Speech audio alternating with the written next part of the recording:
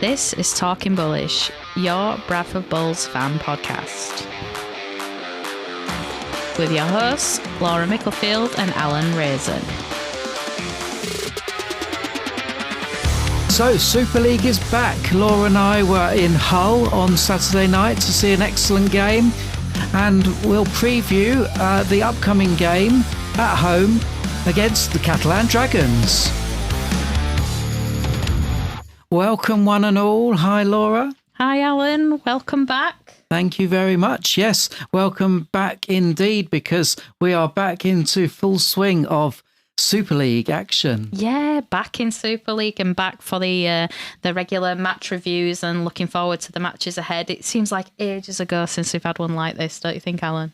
Yeah, it really has been so long. Well, it was September, wasn't it? So, yes, welcome back, everybody. So, like I said, we went to the MKM Stadium in Hull on Saturday night with a few thousand other Bulls fans. Yeah, it were brilliant. I think it were absolutely buzzing atmosphere. The Bulls fans were louder than the Hull fans for the whole match. I think we even got the singing, the chant you only sing when you win into the Hull FC lot, because no matter win or lose, I think everyone were just absolutely ecstatic to be back in Super League and to obviously get such a massive fan base that go follow. It were a brilliant atmosphere, wasn't it, Alan? Yeah, I was really pleased to have been there. I know your family were a bit upset they couldn't go as well. Yeah, we kind of had plans already to go from the coast, don't we? Because we're supposed to be going to the coast for the weekend, but we didn't end up going because, everyone don't want my boring story of my car troubles. But so I didn't think we were going to end up going in the end, but we thought we've already got the tickets and we might as well go. And I'm really glad we did, because I thought there were half of me that's like, oh, with the car trouble, should we just watch it on telly? It's there. And I thought, no, let's go. And I like I say, I'm really glad we did. Yeah, so we started the match positive, and then within 5 minutes it went a bit pear-shaped because we had a massive blow when we lost Ork. He went down and he couldn't continue. It looked like a problem with his knee, and he was kind of hobbling and helped off the field, which, it didn't look good, and it looks to be quite serious. I know that he's kind of alluded to in the post-match interview that it does look serious, but we haven't had confirmation of how serious and for how long he'll be out, but I hope it's not too long. Definitely. But, yeah. And then, soon after that, we took the lead. Yes. First try of Super League from Wacker Blake. Yeah. It was a really brilliant moment. I think, like I say, 6 minutes in, and we go ahead for the, like I say, first time back in Super League and first try back in Super League. There was an awful lot of shouting and bawling and screaming and all the rest of it. Everyone was absolutely ecstatic. I think it was just, and it was a brilliant try. I think that was the thing as well. It was a well-worked try and, ecstatic to be over. But then, obviously, it didn't last too long, but about 10 minutes later, a grubber through from Price and Batchelor were over for Hull, and it was converted to even the score.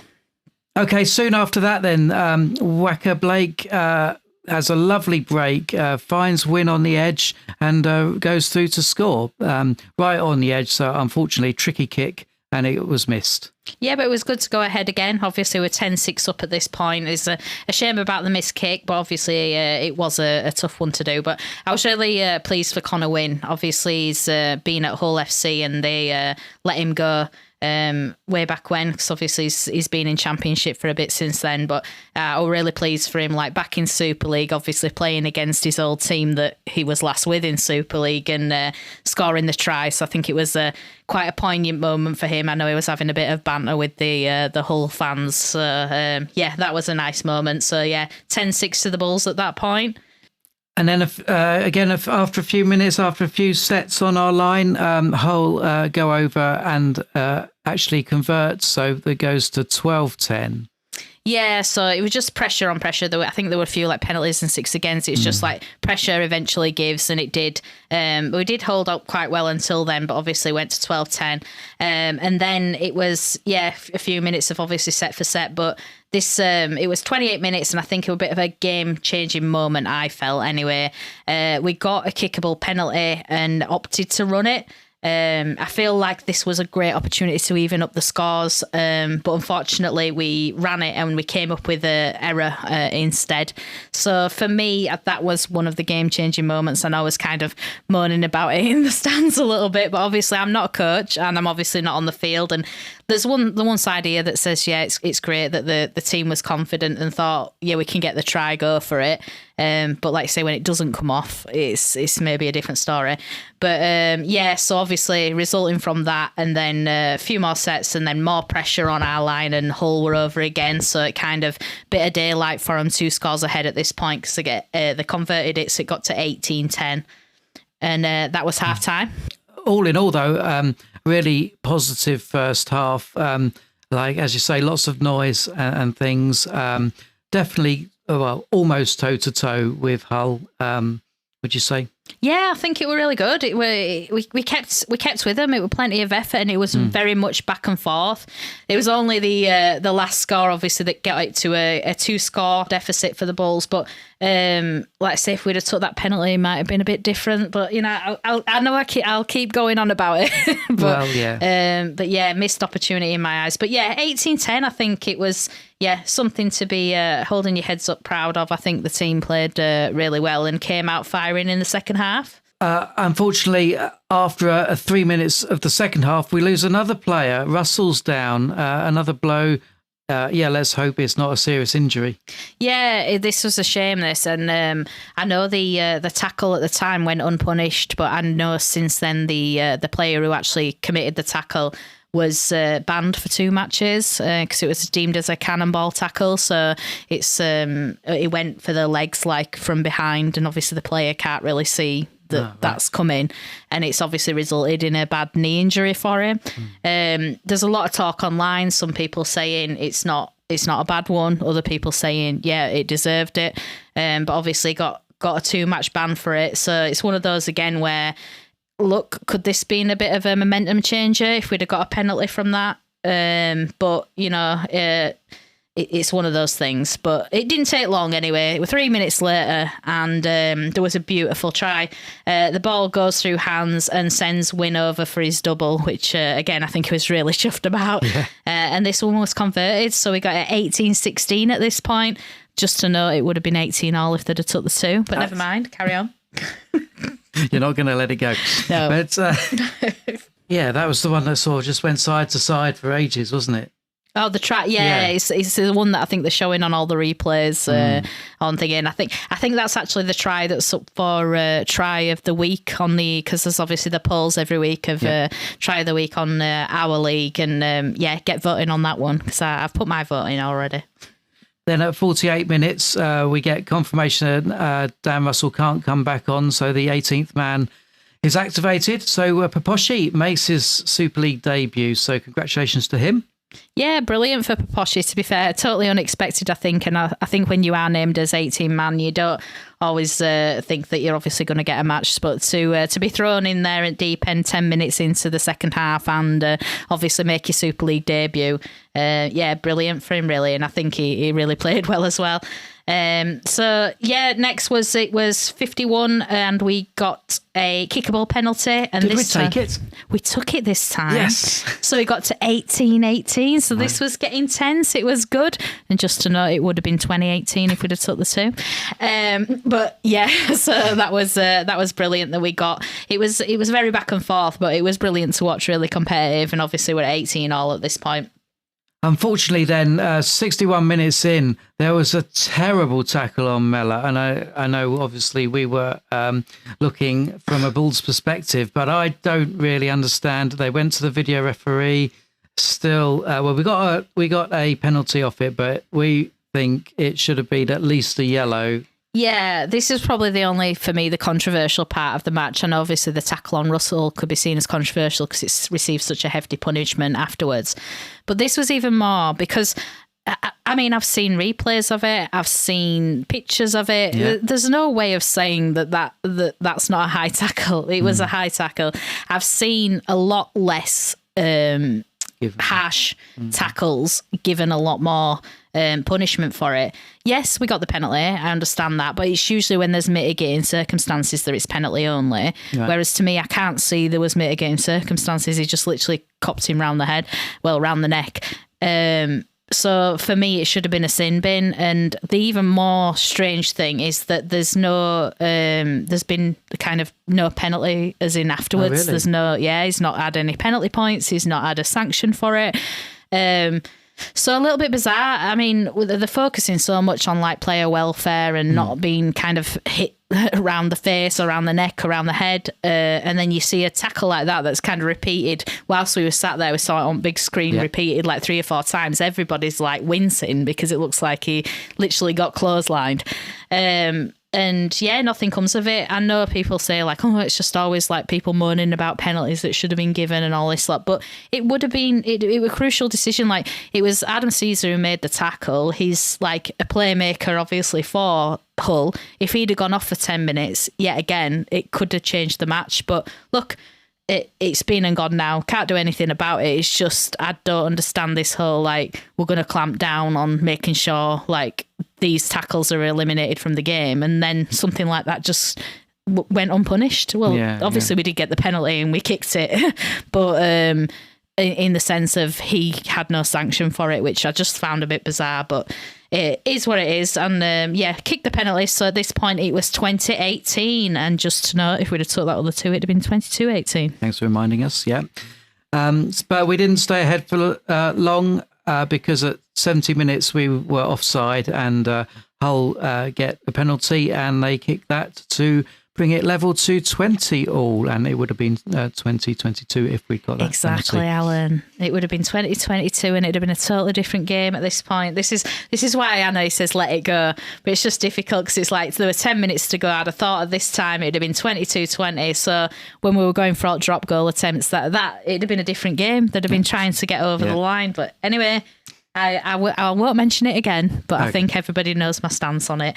I know we've had many a thing on different seasons where I've kind of been sat with my nephew and I've been like, take the 2, and he's like, no, run it. Well, how would you take the 2? You can get 6, and I'm like, I get that, but if you don't, and I feel like this one proves my point. But anyway, it is what it is, and obviously it was great. It was great to get to 70 minutes and be on 20 all, to be honest. I think none of us expected a match like this, and it was absolutely brilliant. So 73 minutes, we had a drop goal attempt, but unfortunately it went wide. But then, it was a no moment for me. Game changer again. 77 minutes. There's 3 minutes to go, and it's an incorrect play of the ball. But in fairness, I think it was Sker. Obviously, it's his first time in Super League. You're used to a championship being a bit more scruffy and you're getting away with a bit more, but you don't get away with that in Super League. So obviously we were punished for that, and the resulting set, Price just slots the drop goal over, making it 21-20. Absolutely gutting. Again, if that incorrect play of the ball hadn't have been given with 3 minutes to go, who knows what it'd have been like, but it is what it is. And then, just to top it off, 78 minutes, they just pinched a try, last minute try, but I kind of want to forget about that one a bit because, it should have ended 21-20, I think. That was the fairest score, but still, full time, 27-20. It's not an embarrassing score at all. It's a really good score. Obviously, it'd been nicer to be on the other end, but the positive from it, and I think you probably felt the same, Alan, is that we could have been on the other side of it. I think that's what I thought. So what were your thoughts on the game? Oh yeah, really, really enjoyed it. As you say, nice and close right up until the end. One thing that did strike me in the second half, we did have a period where we were really breaking through their lines a lot, and unfortunately weren't able to totally capitalise on it. But we had some really good play at certain points in the second half, and I think all together a game to be really proud of. Yeah, definitely. I know what you mean about the kind of the half breaks or breaks through. Like, it was, in fairness, and I mean, I've seen it on replays as well, and it's Will Price. I mean, he's just a world class player. You can tell that that's what he's going to be. And he's obviously played down in the NRL as well, and he's obviously come from pedigree with Leon Price as his dad. But he. Game changer for him as well, like going back to get those tackles to stop people getting over the line, because there were a couple of times when I thought, I just don't know how we didn't get a try, but it was just brilliant defence. Because like you say, we were punching holes through it, we were making half breaks. But those, like I said, those will come off one day. Do you know what I mean? Like, it could be like next week that it's a different story. So it was really good to see the kind of play we had. I really liked the style of play. I like that we're passing the ball more. It's more exciting to watch. Yeah, it's more risky. But the more the practice and the more it comes off, I think it's going to be brilliant. Yeah, and, I didn't feel like it was dangerous, particularly. Yeah. No, not too bad. I know, like I say, I think I said from week before when we played London, I were wincing a bit when they were throwing balls near the 10 metre from your own line. But no, we didn't have many of them. I genuinely thought we were competitive, and it was just so good to be back. I mean, it sounds like it's probably going to be like the most positive defeat that, I mean, I know I was positive about the friendly, but that's a friendly. But so should I say, most positive competitive Super League defeat, because one, it was just the occasion. It was just brilliant to be back in Super League, and I think everybody thought that. But two, because I think people went into that match thinking, oh, this is going to be like 30-40-0 or something, or we're not really going to be competitive. We're just going to support the team and enjoy it. And it wasn't like that at all. And I think that we've obviously proved that, you can go toe-to-toe with the teams in Super League. And I think, like what we were saying last week when we were doing our preview, that there'll be a few upsets to come in the future, and hopefully that'll start at Odsal on Friday night. So let's see. Yeah, we hope so. But before we move on to that, obviously the injury list is a bit of a concern, particularly at the wing position. Yeah, so obviously we've already got Armitage out on the sidelines, and I'm not really sure how long or what that injury is, but obviously he's not even been named in any kind of the friendly squad or the competitive games. Ock looks like it's going to be a while now, and obviously Ryan was out injured because he picked up a rib injury, I think, in the London game. But I know people have kind of surmised online saying it's a broken rib. I don't know if anyone who's listening does actually know the prognosis for Ryan. I don't think it's been confirmed, like if it is that or how long he's out for.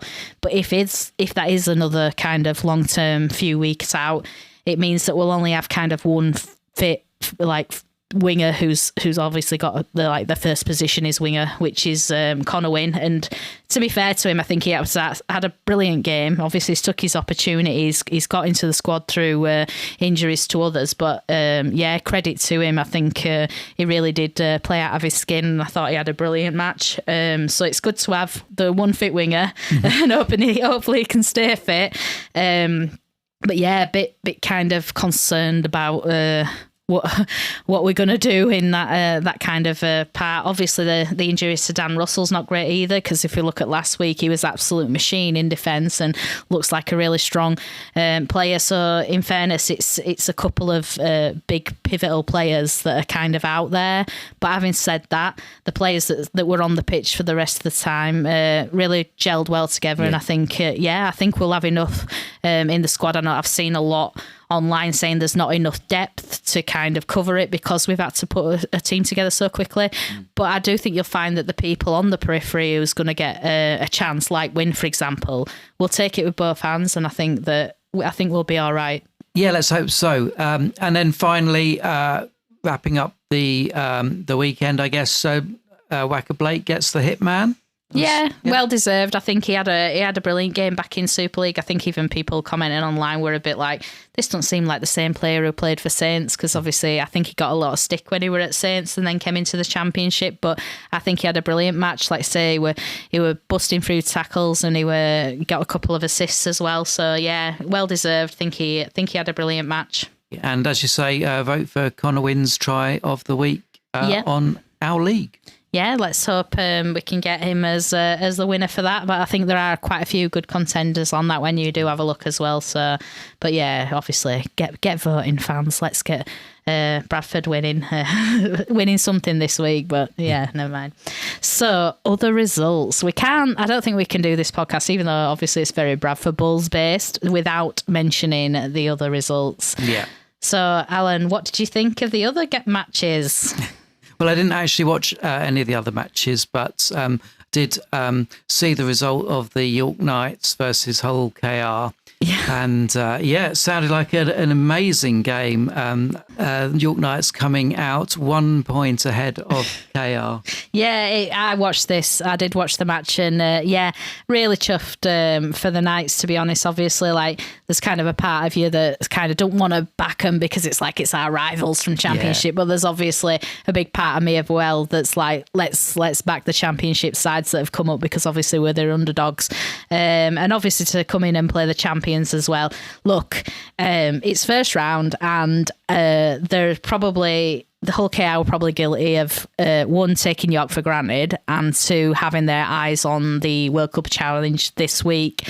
So they didn't play the best, but all credit to York. Yeah, excellent result for them, and obviously just shows that it's not just the Bulls obviously being competitive. It looks like all of us are going to see competitive matches this year. So they were saying that the highest kind of gap between the opening round, like the teams that obviously lost, was 16 points. So there were no blowouts. There were no, like, I think that were predicted, as in people running away with it. It wasn't the case at all. Pretty much all the matches were well competed. So yeah, the Knights Robins, that was probably the standout match of the weekend. But Catalan versus Huddersfield, I didn't really catch much of this, but I saw it was a really like muddy affair. I think it was just like a mud pit at Catalan, but that ended at 26-10. To the Dragons. I did catch the Lee and Rhinos match. I did watch that one. The Rhinos looking a bit lost without Connor on the field, but yes, they came down to 26-14 defeat there. Yeah, and Warrington also overcoming Saints 24-14. And talking of the teams promoted from the Championship, Toulouse Olympique overcoming Wakefield Trinity, Wakefield 16, Toulouse 18. Yeah, I didn't catch this one, but again, it was a surprising scoreline, and yeah, a good one again, obviously, for the Championship teams.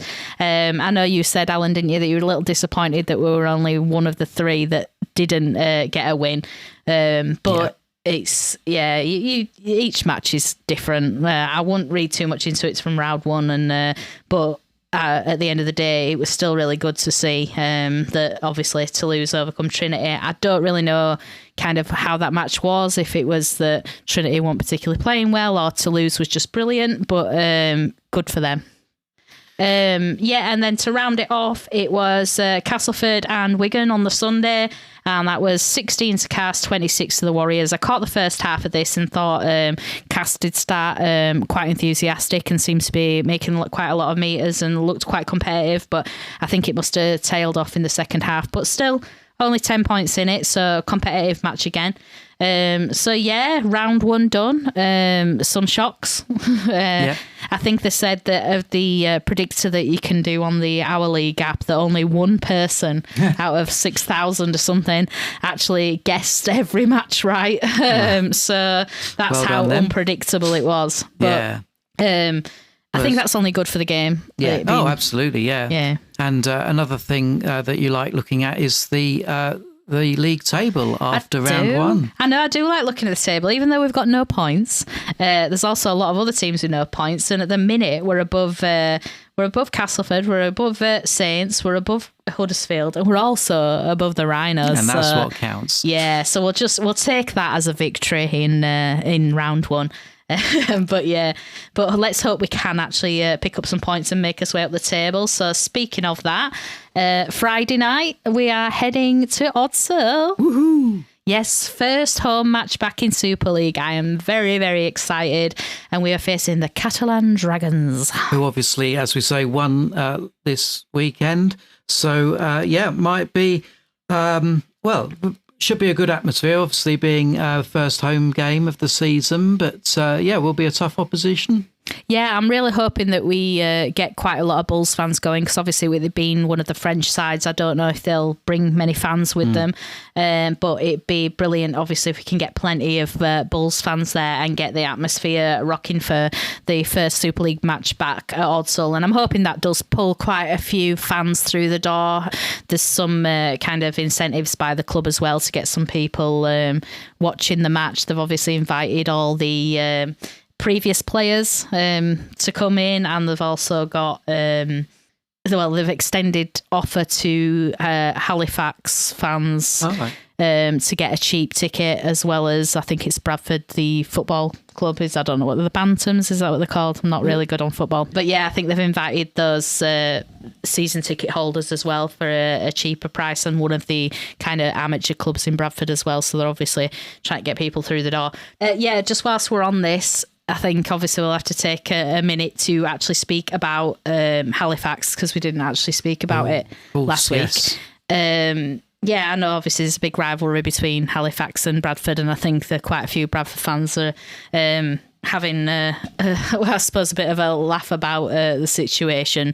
But no, in all seriousness, it's not a good thing. Another club obviously going into liquidation after obviously the Salford debacle. Then we've had the Featherstone and now Halifax. It's not looking good. Just obviously because we're not in the Championship anymore, it doesn't mean that kind of not paying attention to it and seeing what's going on. And it's just, I do feel sorry for the Halifax fans. Obviously, as Bradford fans, we know what it feels like. And I hope as much as the rivalry is there, I hope a few of them do kind of take the opportunity to maybe come through and watch some matches at Odsal, just so they've got something to watch until hopefully someone takes over and Halifax come back stronger. Yeah, let's hope so. What are your predictions for this match then? Can I get a scoreline out of you? If you'd have asked me before the match, like this week, I'd have been very much like, it's a Catalan win, probably like, I don't know, 30-16. That's something like that. But I am feeling more positive, but this always worries me, because the moment I get positive, I get disappointed. But I'm hoping it'll be close. So look, Catalan got a win, but it was against Huddersfield, who are not expected to be the strongest team. Obviously, it was at home for Catalans, which they're always good at home. And it was a really scrappy match as in the terms of the weather. So if we get some good weather, obviously, it's first match back at home. We're injury stricken, so it is going to be a tough ask. But I'm hoping it's going to be a close one. I'm thinking maybe 2 to 4 points in it. I still probably think Catalan will do it, but I'll go 24-26. Okay. To Catalan. To Catalan. So because we don't kick us 2 points. Yeah. No, I'm joking. Do we not? And so I'm feeling slightly more positive. It's probably just total naivety, but I'm going to say 24-20 to the Bulls. Oh, excellent. No, look, I want to be positive, and there's part of me that's like, I do think we can win.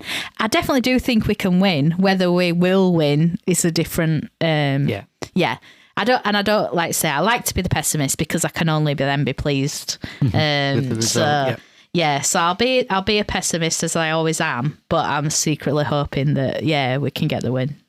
We can definitely get the win, as in like we're capable of it, especially after what we saw this week. And now it's time for Bull or No Bull.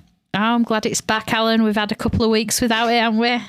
Yes, a bit of slackness from me last week, although we have had some very busy shows. So this one, I must admit, Laura, I'm not expecting you to know the answers, but hopefully you can have a good guess and learn something at the same time. But the theme of this week's Bull or No Bull, in honour of the fact that we have back-to-back French teams at home, it's about French Rugby League. Okay.